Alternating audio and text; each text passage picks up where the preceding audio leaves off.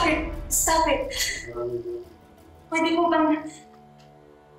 Huwag muna natin alamin yung nangyari sa asawa ko. Pero ma'am, kailangan niyo pong maging matatag. Dahil kailangan po namin malaman kung kilala niyo ang lalaki mismo bumaril sa asawa niyo. May nakuha rin kaming footage ng pagtakas sa resort. Ito na ang pinakamalinaw nakuha sa kanya. Kaya ma'am, kung handa na po kayo, maaari niyo po bang i-identify ang suspect?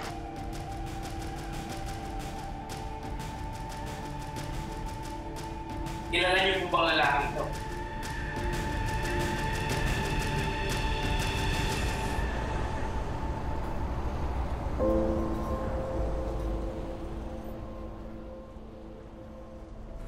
Madam, kakampi niyo ko. Alam niyo yun. Pero parang mali naman yata. She gets what she deserves. Mabuti sigurong pauwi na natin mga bisita. Yes po, madam. Oras na para magligpit. Ako na pong bahala sa kanila.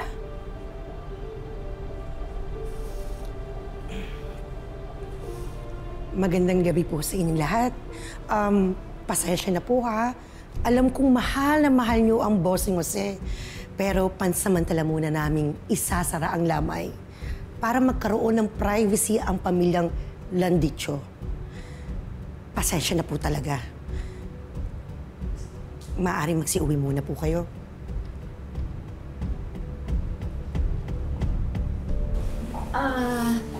Ate Jean? Ate Jean, ano na pong nangyayari? Bumalik ka sa upuan mo. Ako maghahatid sa inyo. Bumalik ka sa upuan mo. Makinig kayo sa akin.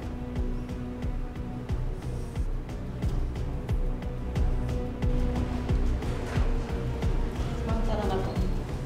Saan mo ako dadalhin? Teka, hindi pa tapos yung lamay. Hindi niyo po ba narinig ang sinabi ng pamilya? Tapos na po ang lamay? Tara na po. This is so frustrating! Nobody's listening to me! Ikaw naman, Iha. Masok ka na muna sa kwarto mo, ha? Here. Lola, wait lang po. Ano po bang nangyayari? Lola, kanina si Mama kinuha din all of this. Sofia! Lola! Sofia!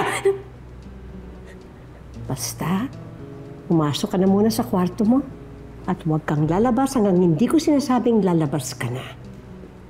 Okay? But Lola... Now,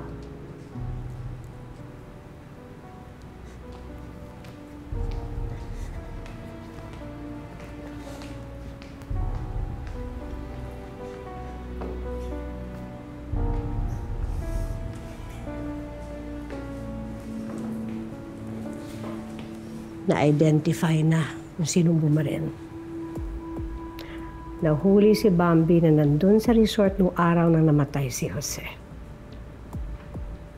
That's good news for us. Ikaw nang bahala sa dalawang ito. Yes, madam. Ako na pong bahala sa kanila. Charm, tara na. Alis na tayo. Ate Jean, kami na po bahalang umuwi kasi mukhang busy din po kayo dito eh. Huwag niyo na po kaming alalahanin. No, I insist. Ako maghahatid sa inyo.